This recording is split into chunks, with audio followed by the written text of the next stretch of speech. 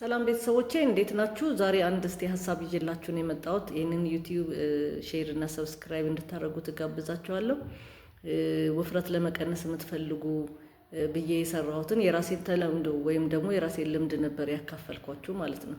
ስለዚህ እዛ ላይ እሞክራለሁ የሚል ተስፋ የቆረጠ ወይም ደግሞ በቃ መሞከር አይሳካም እሞክራለሁ ማለት እስቲ እሞክራለሁ እሱ ላይ ሀሳብ መስጠት ፈልጌ ነው ማለት ነው።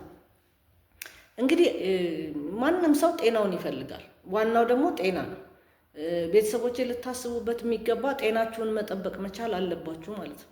አሁን የቅርጹ የሰውነቱ የምናምኑ አይደለም። ኦፍኮርስ ያስጠላል። እኔ አሁን በጣም የምቸገርበት በተለይ ልብስ ለመግዛት ስወጣ ለእኔ የሚሆን የለም ወይም ደግሞ ልብሱን ወደውና ስለካ እዚህ ጋር ቦርጬ ይወጣል ማለት ነው። እና በጣም ያስጠላል። ሸክምም ነው ጥቅምም የለውም ማለት ነው። ስለዚህ ኮሚትድ መሆን መቻል አለባችሁ። መሞከር ሳይሆን አድርገዋለሁ ብላችሁ መነሳት መቻል አለባችሁ ማለት ነው። እኔም ልክ እንደናንተ ነበር። ብዙ ነገሮችን ስፖርት ለመስራት ጊዜ የለም፣ ቦታው ሩቅ ነው፣ ምናምን እማልለው ነገር የለም ማለት ነው። ሌሎችም እንደዚሁ ማለት ነው። ስለዚህ ምንድን ነው ሊሆን የሚገባው? ለምሳሌ እንጀራ መተው ስናስብ በጣም ይከብዳል አይደል? የሚተውም አይመስልንም አይደል? በጣም ማለት መጀመሪያ ላይ እኔ የተቸገርኩትን ሁሉም ሰው ይቸገራል ብዬ ነው የማስበው።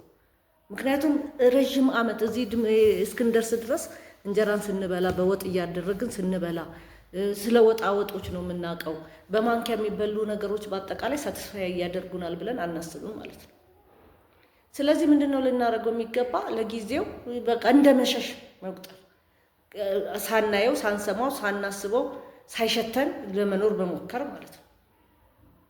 በእርግጥ ሁለቱን ስናመጣጥነው እንጀራና ወጥ፣ በዚህ ጋር ደግሞ አሁን መብላት ያለብንን ነገር ስናየው ይሄኛውን የተሻለው እንጀራና ወጡ አይደለም ማለት ነው። እንጀራና ወጡ ሊያጠግበን ይችላል፣ ግን ወዲያው ይርበናል። ጃንክ ፉድ ሁልጊዜ እንደዚህ አይነት ችግር ይፈጥራል ማለት ነው። ስለዚህ አይምሯችሁን ማሳመን መቻል አለባችሁ ማለት ነው። ሁለተኛ ደግሞ ኳሊቲ ላይፍም እንድንኖር ያደርጋል ማለት ነው። ኳሊቲ ላይፍ ማለት ምን ማለት ነው? ባለን ገንዘብ ተመጣጣኝ ነገር እንድናገኝ ያደርጋል ማለት ነው። ስለዚህ ምንድነው ማድረግ መቻል ያለብን? አንደኛ ኮሚትድ መሆን መቻል አለ። እሞክራለሁ አይደለ? እኔ እሞክራለሁ እንድትሉ አይደለ? እሞክራለሁ። እኔ አሁን ለምሳሌ ከዚህ በፊትም ብያችኋለሁ፣ ስጋ የምወደው ጮማ ነው። አሳ አልወድም።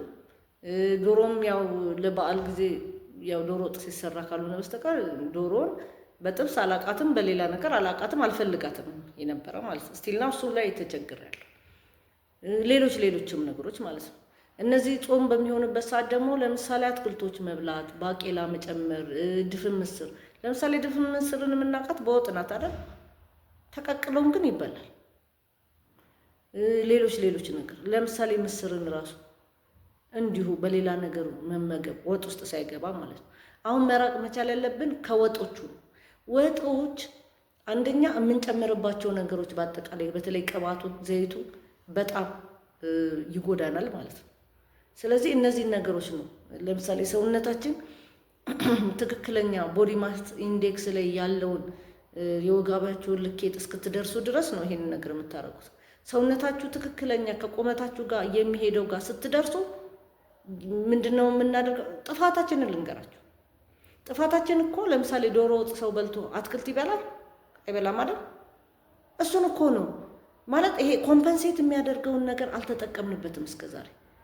አሁን ሌሎቹ ሀገሮች ስታየው አብሮ የሚሄድ አልኮል ከጠጡ አልኮሉን የሚያፈርስ፣ ቅባት ከበሉ ቅባቱን የሚያፈርስ ነገር አብረው ሰውነታቸው እንዳይጎዳ ይጠቀሙበታል። እኛ ጋር ጥፋታችን ያ ነው። ለምሳሌ በጣም ቆንጆ ብፌ ጋር አትክልት ማንም ሰው አይዝም። አትክልት ይዘው ሲበሉ ስናያቸው በሽተኛ ሰው አድርገን ነው የምናስበው።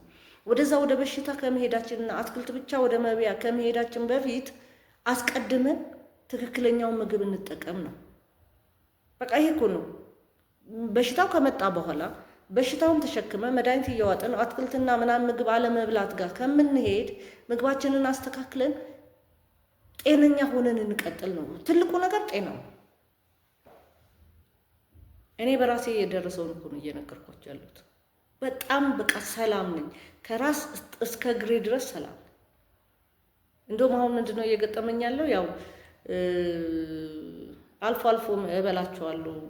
ሰውንም ላለማስቸገር እንደዚህ ሰው ጋርም ሲሄድ ወይ ግብዣ ሲኖር ምናምን የተለየ ነገር ይሄ ጥንቃቄ ማድረጉን እንትን ብዬ ሰውነቴ እየረሳው መጣ፣ ቅባቱንም እየረሳው መጣ ምናምን መሰለኝ ስበላ ያምን ጀመር።